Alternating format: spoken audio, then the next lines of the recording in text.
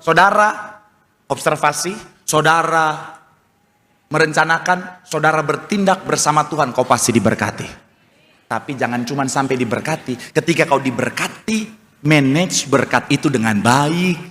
Ada banyak orang jago dapat berkat, tapi berkat itu datang, misi foya, misi foya dia, saudara.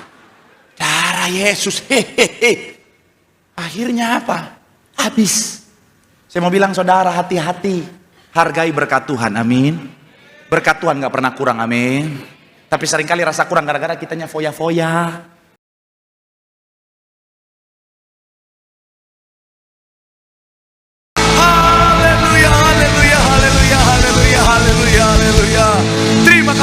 Terima kasih Tuhan buat segala pengorbananmu, buat segala kasih kebaikanmu yang luar biasa dalam kehidupan setiap kami. Terima kasih Tuhan, kami percaya kasih setia Tuhan takkan pernah berkesudahan, selalu ada di sepanjang hidup kami. Dan dalam kasih setia Tuhan kami akan melihat hidup kami pasti diberkati Tuhan, pekerjaan bisnis kami pasti diberkati Tuhan, bahkan sampai anak cucu kami, keturunan kami, generasi kami, semuanya juga pasti diberkati Tuhan. Terima kasih Tuhan, terima kasih. Dengan ucapan syukur kami membawa hati kami Tuhan saat ini untuk lebih lagi diberkati oleh kebenaran firman-Mu. Ajar kami Tuhan, didik kami, bentuk setiap kami. Kami doa, kami bukan hanya cakap mendengar, tapi kami cakap untuk menjadi pelaku-pelaku firman Tuhan. Kami bukan cuma duduk diam menjadi pendengar saja, tapi kami boleh bangkit jadi pelaku-pelaku firman Tuhan. Kami juga doa hamba-Mu yang Kau percaya untuk menyampaikan firman, urapan Tuhan mengalir sama seperti Daud diurapi roh Tuhan bertata atasnya. Hamba-Mu diurapi roh Tuhan juga bertata. Kami percaya pelayanannya pasti luar biasa. Tuhan sanggup ubahkan yang biasa jadi luar biasa. Bukan untuk kuat dan gagah hamba-Mu, tapi semuanya untuk hormat dan kemuliaan nama Tuhan. Sehingga benar-benar semua yang hadir, semua yang Tuhan percayakan untuk dilayani, semuanya pasti diberkati dengan sempurna. Sembunyikan nama-Mu Tuhan. Tuhan yang nampak, Tuhan yang dipermuliakan. Dalam nama Yesus yang siap terima isi dari Tuhan, sama-sama yang siap diberkati, sama-sama kita katakan amin. Tepuk tangan yang paling meriah buat Tuhan. Silakan duduk saudara. Terima kasih buat semua yang sudah melayani. Dan dari mimbar ini saya mau sampaikan salam damai sejahtera. Shalom. Sekali lagi shalom. Haleluya. Dalam Tuhan ada sukacita, amin. Dan di mana ada sukacita pasti ada senyuman di wajahnya. Boleh sama-sama berikan senyuman dulu, jumpai kanan kiri depan belakangmu, katakan mari bersukacita dalam Tuhan.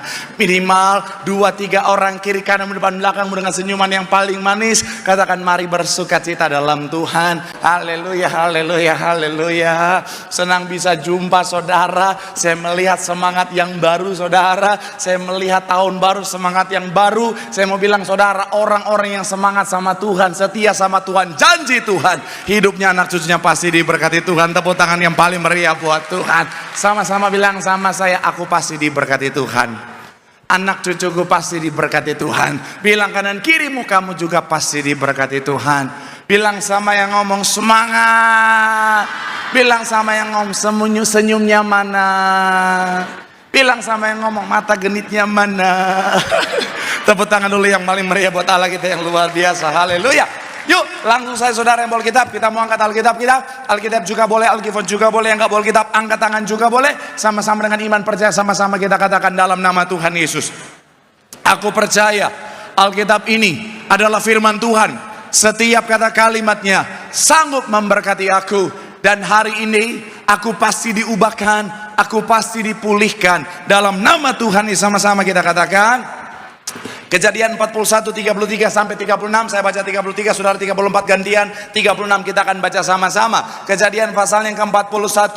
Yuk sama-sama. Saya 33, saudara 34. Kita gantian 36 sama-sama. Yang sudah di sana boleh bilang aku diberkati.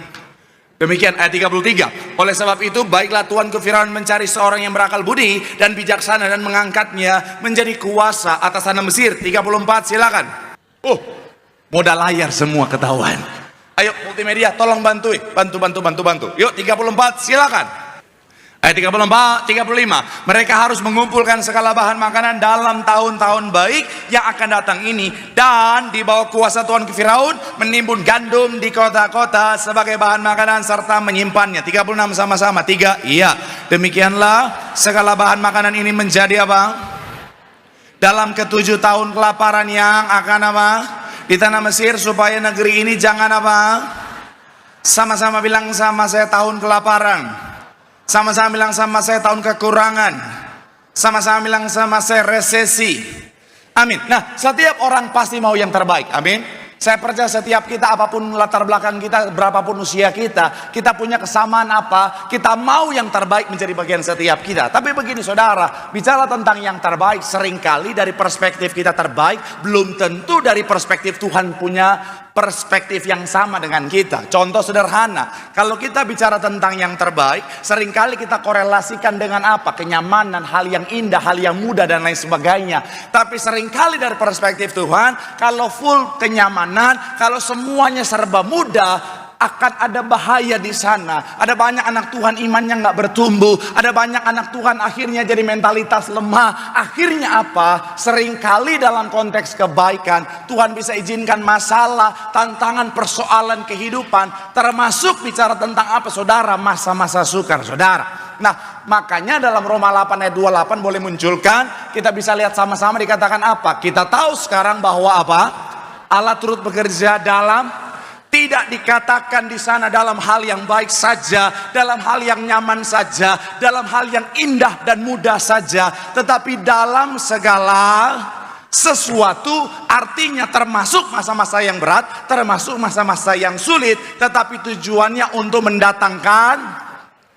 Kalau saudara suka baca berita, kalau saudara suka baca bicara tentang tulisan-tulisan, bicara tentang ekonomi saudara pasti tahu bahwa 6 bulan terakhir saudara terjadi yang namanya deflasi saudara. Jadi 6-5 bulan terakhir ini saudara terjadi yang namanya deflasi. Apa itu deflasi? Deflasi penurunan harga barang saudara. Mungkin saudara bilang, Pak Pendeta, which is itu bagus kan Pak Pendeta? No.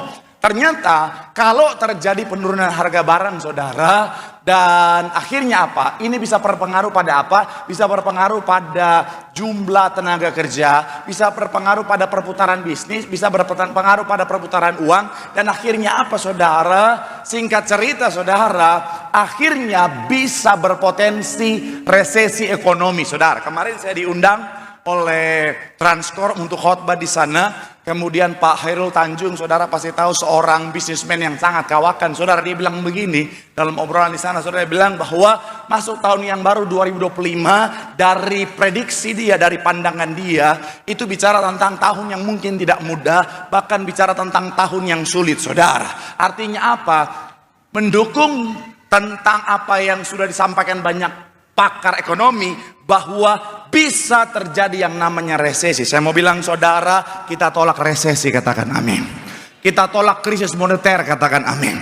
Tapi saya mau bilang, kalaupun Tuhan izinkan terjadi, percayalah selalu ada berkat yang Tuhan sediakan bagi setiap kita. Tepuk tangan yang paling meriah buat Tuhan. Kalau saudara baca Alkitab, di dalam Alkitab ada momen-momen di mana resesi itu terjadi, kekeringan itu terjadi, kelaparan itu terjadi, zaman Ishak, zaman Yusuf dan lain sebagainya. Tapi kabar baiknya, orang-orang yang di dalam Tuhan tetap ada berkat, bahkan berkatnya berkelimpahan, katakan amin. Nah, tapi saya mau ajak saudara untuk memahami begini saudara, bicara tentang berkat, Tuhan memang sediakan, tetapi ada bagian kita yang harus kita kerjakan. Sama-sama bilang sama saya, ada bagian saya. Bilang kanan kiri, ada bagian kita.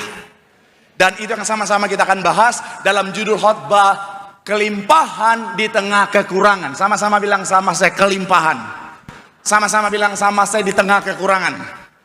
Doa saya melalui firman Tuhan hari, kalau saudara pahami dan saudara lakukan, apapun keadaan dunia, kita tetap diberkati berkelimpahan. Yang setuju boleh berikan tepuk tangan yang paling meriah buat Tuhan.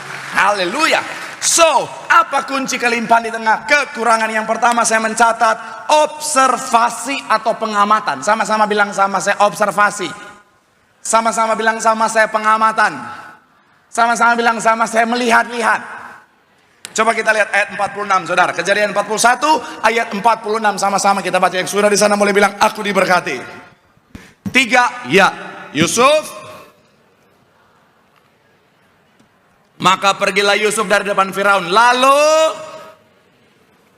sekali lagi, lalu dikelilinginya apa?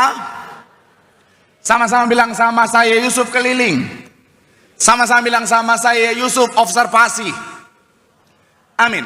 Nah, saya mau bilang saudara, Yusuf ketika yang namanya akan menghadapi 7 tahun kelimpahan dan kekurangan saudara, terutama masa-masa krisis saudara, yang pertama kali Yusuf lakukan adalah observasi. Dia keliling Mesir, dia cari tahu keadaan Mesir seperti apa kelebihan, apa kekurangan, supaya dia bisa memikirkan apa yang harus dilakukan. Saudara, saya mau bilang saudara, dalam kehidupan setiap kita, masuk tahun yang baru, kalaupun akan terjadi resesi, yang pertama kali harus kita lakukan adalah apa? Sekali lagi sama-sama bilang sama saya, observasi. Amin. Kita melihat mulai dari apa? Internal, lihat diri kita. Saya percaya semuanya punya kelebihan, amin. Saya percaya semuanya punya talenta, amin. Kok nggak semua? Saya percaya semuanya punya kelebihan, amin. Gitu dong. Pak Pendeta, saya kayaknya nggak punya kelebihan. Satu-satunya kelebihan saya adalah banyak kekurangan, darah Yesus. Saya mau bilang saya percaya, apalagi firman Tuhan bilang minimal satu orang satu talenta, saudara. Makanya kalau saudara suka main TikTok, seorang pria berkata begini, saudara, Bas sekarang mana? Kenapa Jack Ma lagi, darah Yesus? Ini orang multimedia ini siapa ini? Tim saya mana? Keangkat ke sorga kah? Haleluya. Haleluya. Jangan-jangan tim saya makan malam ini, darah Yesus. Ini dia saudara. Haleluya. Cari multimedianya. Haleluya. Saya mau bilang saudara, Baskara bilang, iya kan? Viral kan? Dia bilang begini, nggak ada orang yang nggak bisa nyanyi, men. Cari suara Allah. Setiap orang punya talenta, amin. Pak Pendeta, saya sudah evaluasi Pak Pendeta, kayaknya saya nggak punya kelebihan. Yang saya punya lebih itu kekurangan. Dengan perspektif yang benar, kekurangan bisa jadi kelebihan. Ya kan? Contoh sederhana saudara, saya waktu kuliah S2 pertama kali ngambil mata kuliah teologi homiletik, ilmu berkhotbah. Dosen saya bilang, cara khotbah saya banyak kekurangan. Kenapa? Karena untuk khotbah yang baik dan benar, khotbah saya terlalu lucu, katanya saudara. Ya, buat dia itu kekurangan. Tapi kan saya nggak mau jadi diri orang lain, saya mau jadi diri sendiri. Jadi akhirnya apa? Kekurangan itu saya maksimalkan, saudara. Dia bilang kekurangan karena saya terlalu lucu, saya bikin lucu banget, saudara. Ya, akhirnya apa? Jadi kelebihan. Shalom ibu-ibu. Bu, kalau ketawa aja bu, nggak usah aniaya suami. Betul bapak-bapak? Tuh, ada banyak suami-suami teraniaya di tempat ini, saudara. Saya mau bilang sekali lagi, saudara, dari kekurangan jadi kelebihan, amin. Setelah itu, setelah observasi internal, observasi eksternal. Maksudnya apa? Di sekeliling kita perhatikan, saudara. Kenapa? Karena selalu ada berkat di sekeliling orang benar. Katakan amin.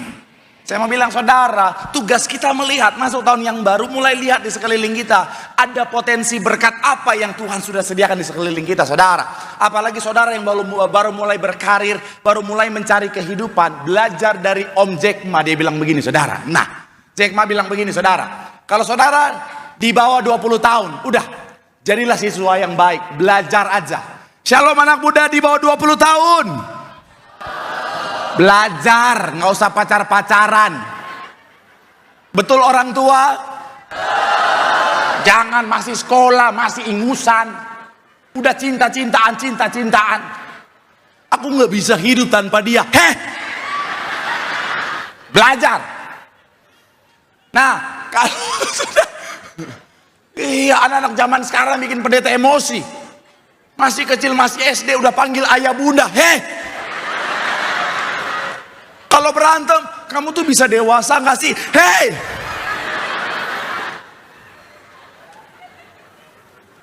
Saya mau bilang saudara, kalau masih di bawah 20 tahun, sekolah yang benar. Nanti kalau udah 20 sampai 30 tahun, ketika kita memulai kehidupan kita di dunia yang sesungguhnya, kata Jack Ma, itu bekerja ikut orang, belajar, jangan pokoknya belajar apapun, saudara. Di bawah 30 tahun, saudara nggak usah pilih-pilih kerjaan, cari aja segala macam, cobain semuanya. Kenapa? Resiko masih kau tanggung sendiri. Kemudian perjalananmu masih panjang, saudara. Nanti ketika usia 30 sampai 40 baru mulai bekerja untuk diri sendiri, baru 40-50 tahun baru idealis. Makanya kalau masih baru mulai di bawah 30 tahun, shalom anak muda.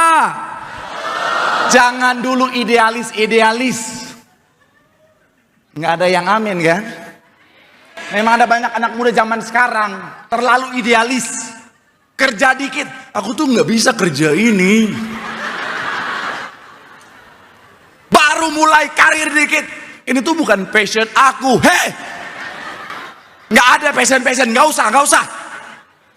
Tapi aku tuh Gemini, bodoh amat.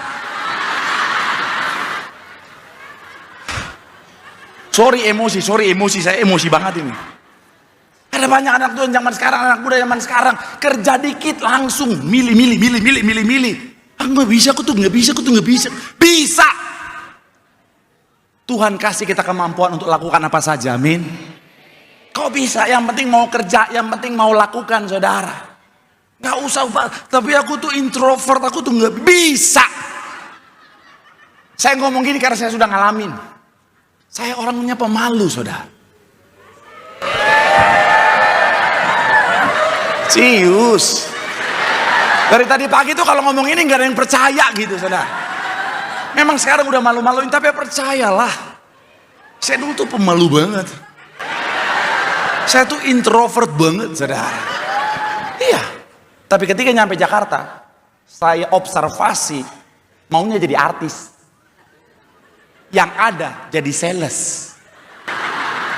Gajinya kecil, berharap bonusnya gede, saudara. Tapi karena adanya itu, saya nggak mau idealis, nggak jalanin. Zaman sekarang, mohon maaf ya, jadi sales gampang. Persaingannya memang banyak, tetapi wadahnya banyak. Sosial media gampang bikin orang kenal kita, saudara. Tinggal aku tunjukin, rumah sudah jadi dan siap huni. Bener nggak? Zaman dulu mana ada aku tunjukin ente ayak. Dulu tuh Facebook aja masih di laptop, handphone belum ada yang kayak sekarang. Masuk keluar ruko, saudara, masuk keluar kantor. Kadang-kadang belum masuk udah ditolak, diusir, udah kayak debt collector mau tagih utang, saudara. Tapi saya lakukan, nggak ada ide masuk semua saya lakukan. Habis itu observasi lagi, yang dapat pekerjaan apa? MC Sweet 17. Orang pemalu disuruh harus lucu. Oh my God. Tapi karena ya udahlah, yang ada itu saya belajar, sikat. Habis itu jadi news presenter yang dari lucu-lucu jadi news presenter yang selamat pagi pemirsa, senang sekali saya. Tapi yang ada itu sikat, nggak ada idealis. Sampai akhirnya saya belajar, semuanya itu Tuhan izinkan untuk mempersiapkan saya untuk ada di depan banyak orang seperti hari ini. Tepuk tangan yang paling meriah buat. Tugas kita observasi, jangan idealis. Karena Tuhan bisa siapkan berkat di mana saja buat orang-orang yang hidup di dalam Dia. Tepuk tangan yang paling meriah dulu buat Tuhan. Bilang sama kanan kirimu, observasi. Ada berkat yang Tuhan sediakan. Tepuk tangan yang paling meriah buat Tuhan. Yang kedua saudara, apa kunci berkelimpahan di tengah kekurangan? Yang kedua, planning and action. Sama-sama bilang sama saya planning. Sama-sama bilang sama saya action. Ayat 34 sama-sama kita baca. Yang sudah di sana boleh bilang aku diberkati. 3A, 3 ya. Baiklah. Tahan sampai di sana. Sama-sama bilang sama saya, Yusuf berencana. Jadi setelah Yusuf observasi, dia udah tahu keadaannya. Dia planning, saudara. Dia bikin planning, saudara. Planning itu penting, saudara. Kenapa? Karena planning akan membuat langkah kita lebih terukur. Planning akan membuat kita lebih bijaksana dalam responi keadaan. Makanya saya suka satu kalimat dari seorang yang bernama Alan Lakin, saudara. Dia bilang begini, saudara. Planning is the beginning, is bringing the future into the present so that you can do something about it now. Kalau kita planning, kita sementara membawa masa depan ke masa kini supaya kita bisa well prepare dari sekarang, supaya ketika itu terjadi kita punya antisipasi yang lebih bijaksana. Jadi sama-sama bilang sama saya, planning itu penting. Tapi saya tidak pisahkan planning dan action karena ini penting. Ada banyak orang jago planning, action nol besar. Iya kan? Ada banyak orang jago berencana. Oh, masuk tahun yang baru saya akan fitness. Masuk tahun yang baru, saya akan fitness 1 minggu 3 kali sampai 4 kali. Bulan keempat saya sudah six pack. Saya sudah siap untuk jadi iklan Elmen.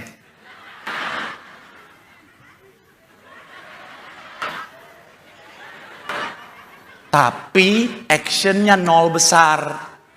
Akhirnya daftar sih daftar, kayak tim saya daftar. Tapi nggak pernah fitness. Tidur terus. Bulan ketiga bukan jadi Elmen, tapi jadi Prenagen. Badanku dulu tak begini, hey. Iman tanpa perbuatan hakikatnya. Saya mau bilang sekali lagi, saudara, ayo. Planning and action bersama Tuhan, kau akan diberkati. Tepuk tangan yang paling meriah buat Tuhan. Bilang sama kanan kirimu, rencanakan dan lakukan. Jangan ngomong doang. Bilang sama yang ngomong, lu juga. Tepuk tangan yang paling meriah buat Tuhan. Haleluya. Yang ketiga, kunci berkelimpahan di tengah kekurangan adalah saving. Sama-sama bilang sama saya, nabung. Sama-sama bilang sama saya, hemat. Ayat yang ke-35, Kejadian 41, 35, sama-sama kita baca. 3, ya. Mereka yang akan apa? Bahwa kuasa Tuanku Firaun serta sama-sama bilang sama saya, nabung. Kita lihat 48 sampai 49 sama-sama, 48 49 sama-sama. 3, ya. Maka yang ada di tanah Mesir itu lalu apa? Sama-sama bilang sama saya, disimpannya. Hasil daerah sekitar tiap-tiap kota disimpan di dalam kota itu. 49. Demikianlah Yusuf apa? Seperti pasir di laut, sangat menghitungnya karena apa? Sama-sama bilang sama saya, Yusuf nabung. Di tengah kelimpahan Yusuf nabung, makanya di tengah kekurangan Yusuf tetap berkelimpahan. Saya mau bilang saudara, kunci diberkati yang ketiga, sama-sama bilang sama saya, nabung. Saudara observasi, saudara merencanakan, saudara bertindak bersama Tuhan, kau pasti diberkati. Tapi jangan cuma sampai diberkati, ketika kau diberkati, manage berkat itu dengan baik. Ada banyak orang jago dapat berkat, tapi berkat itu datang, misi foya, misi foya dia saudara. Darah Yesus, akhirnya apa? Habis. Saya mau bilang saudara, hati-hati, hargai berkat Tuhan, amin. Berkat Tuhan gak pernah kurang, amin. Tapi seringkali rasa kurang gara-gara kitanya foya-foya. Ada banyak ibu-ibu, mohon maaf, karena sebagai ibu-ibu dia jadi menteri keuangan dalam rumah tangga. Ketika suami kasih uang gaji dan bonus, besoknya suami nanya, gaji kemarin mana mah? Habis. Hah? Mama, habis, terus kita hidup bagaimana? Papa nggak percaya Tuhan sanggup berkati. Haleluya. Papa nggak percaya sama Tuhan. Ya papa percaya, tapi kan kita masih ada 30 hari lagi, mama. Papa, kesusahan sehari cukuplah untuk sehari. Hey, ada banyak jemaat Tuhan beriman, tapi sementara mencobai Tuhan, saudara. Saya mau bilang saudara, kalau Tuhan berkati untuk bulan ini 5 juta untuk 1 bulan, ya hiduplah dengan 5 juta untuk 1 bulan. Jangan gaji 5 juta, gaya hidup 60 juta. Ada banyak kan gerakan sekarang begitu ya. Orang gaji 5 juta, biaya hidupnya, pengeluarannya 60 juta. Pasti tanya, terus sisanya dari mana? Biar Tuhan yang cukupkan. Hei, saya mau bilang, itu nggak berhikmat. Ada banyak anak muda zaman sekarang apalagi terkena yang namanya dom spending. Apa tuh dom spending? Mulai munculkan. Dom spending adalah bicara tentang kebiasaan belanja impulsif sebagai apa? Biasanya apa? Atau Gen Z lebih mudah terjebak dalam dom spending karena apa? terpapar media sosial, kecemasan dari berita negatif, dan keinginan mendapatkan apa? Ada banyak orang zaman sekarang, saudara, anak-anak muda apalagi, saudara, gaji 5 juta, dia lihat temannya jalan-jalan ke Bali, dia ke Bali. Ada banyak teman-temannya yang jalan-jalan ke Eropa, dia ke Eropa. Ada banyak teman-temannya beli handphone iPhone yang 20 juta, dia beli 20 juta. Gaji 5 juta, sisanya dari mana?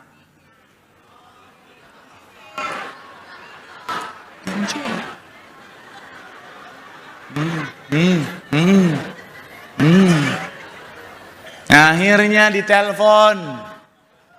Saya mau bilang, ya kalau saudara pinjol yang ditelepon cuma saudara, nggak apa-apa.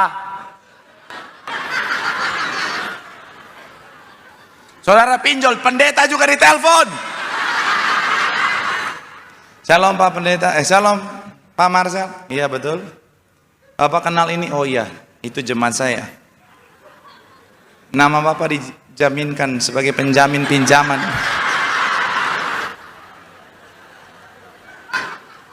Saya nggak pakai, tapi udah kasih tahu dia bayar. Apakah cukup sampai di situ? Enggak, ditelepon terus. Ditelepon juga kadang-kadang, saudara, suara robot, bayar. Saya blok, dia telepon pakai nomor yang lain, bayar. Saya blok, dia telepon lagi, bayar. Darah Yesus. Saya mau bilang, saudara, jangan cuma ketawa, bertobatlah. Tuhan memang siapkan berkat berkelimpahan, amin. Tetapi Tuhan mau kita hidup secukup. Berikanlah kami pada hari ini makanan kami yang selebih-lebihnya. Berikanlah kami pada hari ini makanan yang setumpe-tumpenya. Enggak kan? Saya mau bilang, saudara, secukup. Shalom ibu-ibu. Kalau bedak Viva Vanbo udah cukup, udah pakai itu aja, Bu. Nggak usah sosokan, aku harus yang Korea punya, nggak usah. Betul bapak-bapak? Yes. Baru di sini mantap. Soalnya cabang sebelumnya banyak bapak-bapak yang bilang, ya nggak bisa Pak Pendeta, soalnya kalau nggak pakai yang Korea punya jelek istri saya Pak Pendeta.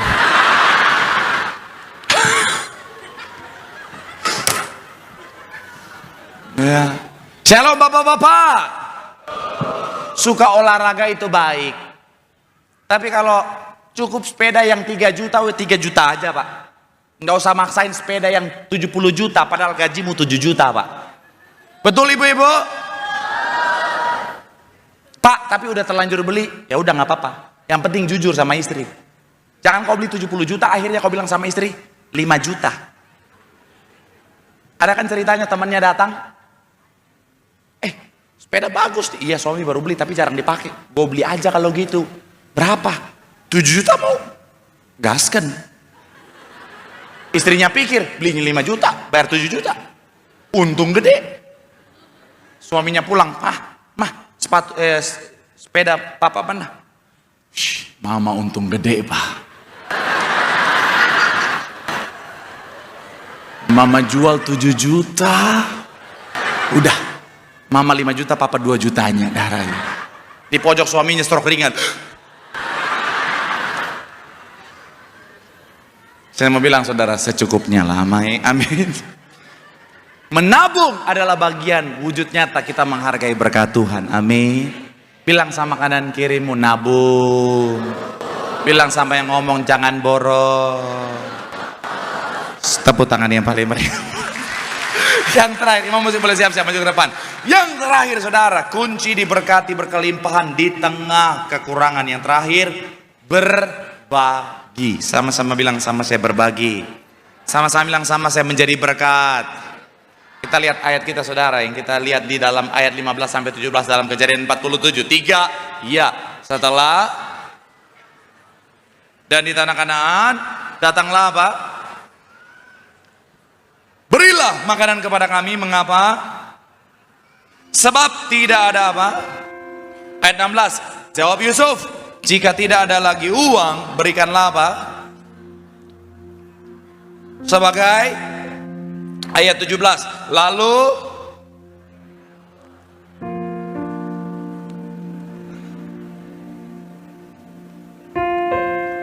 jadi disediakannya laba bagi mereka makanan ganti segala ternak pada. Ketika Yusuf diberkati, dia menjadi berkat. Karena Yusuf sadar betul, dia tahu betul di balik berkat yang dia terima ada tanggung jawab untuk apa? Untuk jadi berkat. Makanya kalau saudara perhatikan ayat 4, Kejadian 45 ayat 5, dia bilang begini, saudara. Ayat yang kelima, tetapi sekarang dan janganlah menyesali diri, karena kamu sebab untuk memelihara hiduplah. Sama-sama bilang sama saya memelihara kehidupan. Sama-sama bilang sama saya untuk menjadi berkat. Karena ada orang-orang yang gak lakukan apa yang Yusuf lakukan, makanya akhirnya mereka kekurangan. Mereka datang sama Yusuf, Yusuf tolong mereka, Yusuf jadi saluran berkat buat mereka. Kunci diberkati berkelimpahan di tengah kekurangan, selalu jadi berkat bagi banyak orang. Katakan amin.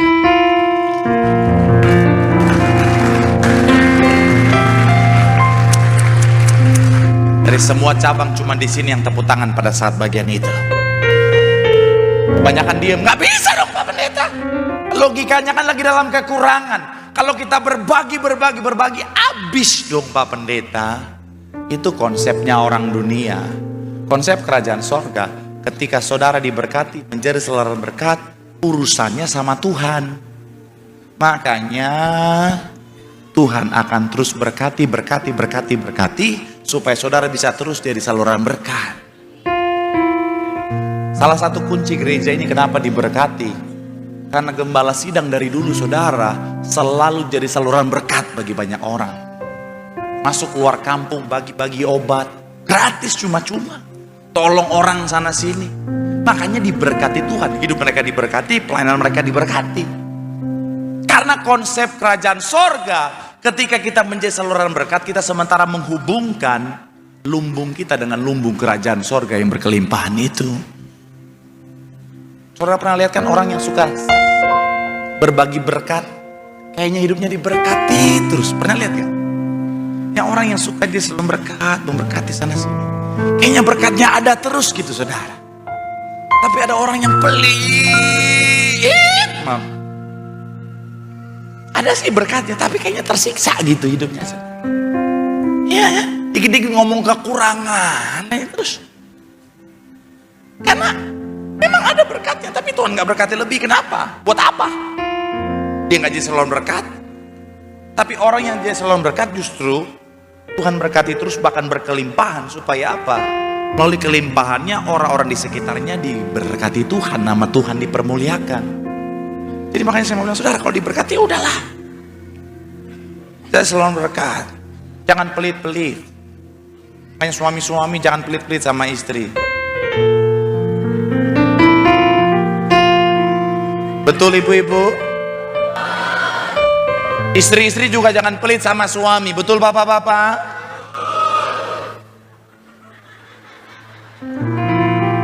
Banyak suami nggak pelit sama istri, semua uangnya dia kasih ke istri. Tapi ketika uang udah masuk ke istri, keluarnya pakai tenaga dalam. Betul bapak-bapak?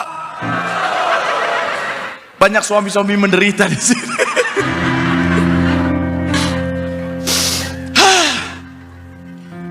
Saya mau bilang ya, kalau saudara menjadi saluran berkat, hidupmu jadi berkat bagi banyak orang. Saya suka kalimat seorang hamba Tuhan, dia bilang begini, kita sementara membuat Tuhan itu berhutang sama kita, saudara. Dan Tuhan gak pernah mau berhutang, makanya Tuhan pasti berkati kita. Amin. Satu kesaksian saudara, puji Tuhan, saya bukan pendeta yang kaya raya, tapi kalau saudara bilang saya kaya, saya aminin kencang-kencang, saudara. Tapi oleh karena kemurahan Tuhan, ada banyak orang baik yang Tuhan kirimkan untuk memberkati saya. Tapi ketika saya diberkati, saya selalu ingat, ya di balik semua berkat yang Tuhan kasih, ada berkat orang lain yang Tuhan titipkan di dalamnya. Jadi saya selalu siapkan untuk jadi saluran berkat. Satu ketika ada seorang wanita muda datang saudara, dalam kondisi hamil besar, dia nangis saudara, minta doa. Dia minta doa karena dia mau melahirkan, keadaan ekonomi sedang terjepit, dia nggak bisa kerja karena kondisi lagi hamil, dia hidup sebatang kara.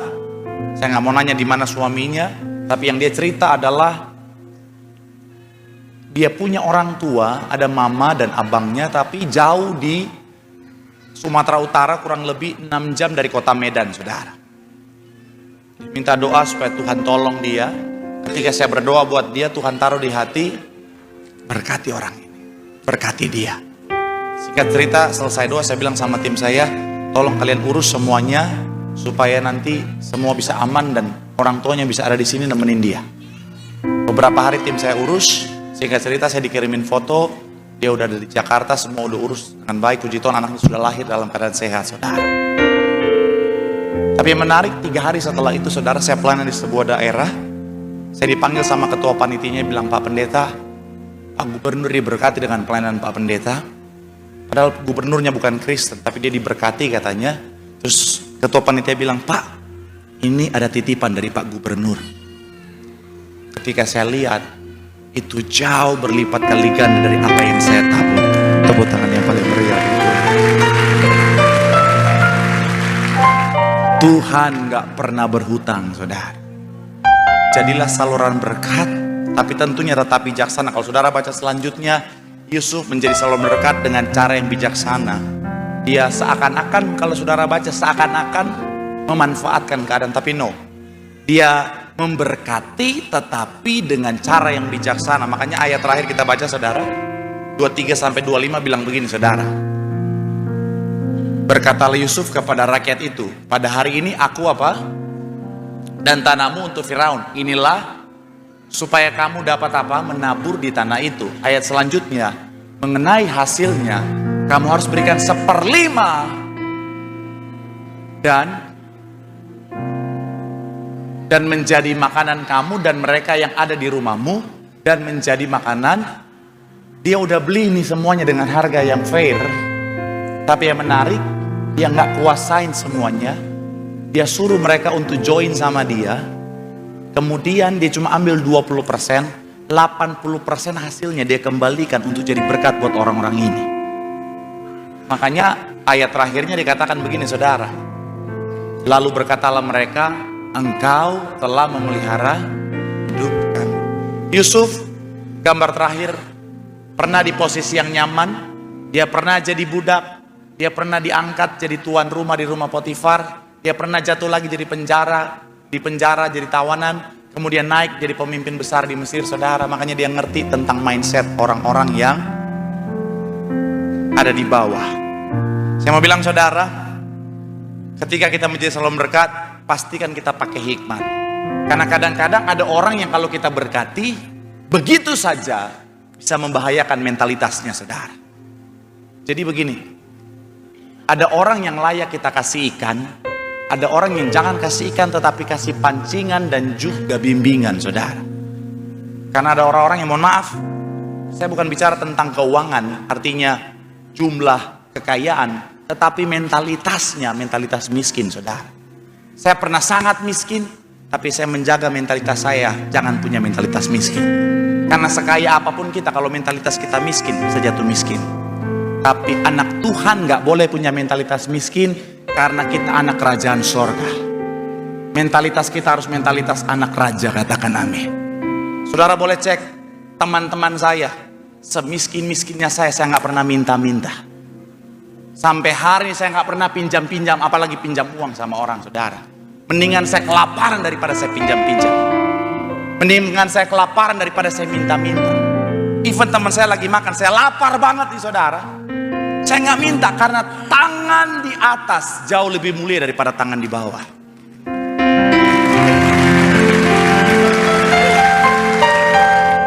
Jadi ketika saya lihat teman saya makan, saya lapar, saya nggak minta, saya comot dari atas.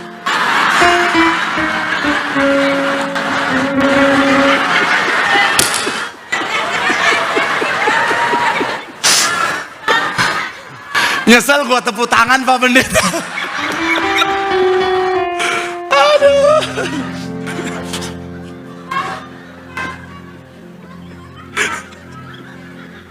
Aduh, kena prank lagi gimana dengar. Tapi ya, mentalitas itu penting, amin. Jadilah saluran berkat, kau akan lihat Tuhan berkati hidupmu berkelimpahan. Tepuk tangan yang paling meriah buat Tuhan. Bilang sama kanan kirimu, diberkati untuk memberkati. Kita pasti semakin diberkati lagi. Tepuk tangan yang paling meriah. Yang diberkati boleh lambaikan tanganmu. Tepuk tangan sorak-sorai yang paling meriah buat Tuhan. Mari sama-sama doa di hadapan Tuhan. Firman Tuhan mengatakan setiap kita apapun keadaannya, Tuhan senantiasa memberkati setiap kita. Bahkan ada berkat kelimpahan yang Tuhan sudah sediakan. Tapi pastikan lakukan bagian kita. Yang pertama, observasi. Perhatikan sekelilingmu. Karena selalu ada berkat yang Tuhan sediakan di sekeliling orang-orang benar. Yang kedua, pastikan saudara dan saya dalam kehidupan setiap kita ingat baik. Setelah kita melihat sekeliling kita, planning and action, melangkah dengan iman, bertindak dengan iman, di situ ada berkat Tuhan. Yang ketiga, menabunglah, karena menabung adalah bagian bukti nyata kita menghargai berkat Tuhan. Dari hal sederhana, hal kecil kita setia, kita menghargai, kita pasti Tuhan percayakan berkat yang lebih besar. Dan yang terakhir, berbagilah. Kita diberkati untuk jadi berkat, supaya dalam kehidupan setiap kita banyak jiwa dimenangkan, nama Tuhan dipermuliakan. Sambil langkah tanganmu di hadapan Tuhan, hamba menyerahkan setiap tangan-tangan yang terangkat malam hari ini. Masuk tahun yang baru, tangan-tangan ini akan menjadi tangan yang diberkati Tuhan. Masuk tahun yang baru, tangan-tangan ini akan mengerjakan hal-hal yang besar. Berkat besar akan melimpah di dalam tangan-tangan ini. Dan kami doa, melalui tangan-tangan ini akan ada banyak orang diberkati, nama Tuhan dipermuliakan. Boleh berikan tepuk tangan sekali lagi sorak-sorai yang paling meriah buat Tuhan.